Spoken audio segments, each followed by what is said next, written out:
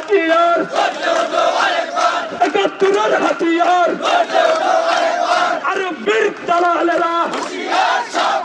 হুঁশিয়ার সাবধান, আমরা সবাই ভাই ভাই, রাজপথ ছাড়ি নাই, জয় বাংলা, জয় বঙ্গবন্ধু, চুক্তি থেকে মুক্তি চাই, নিয়মিত চাকরি চাই, এক দফা এক দাবি, অভিন্ন চাকরিবিধি,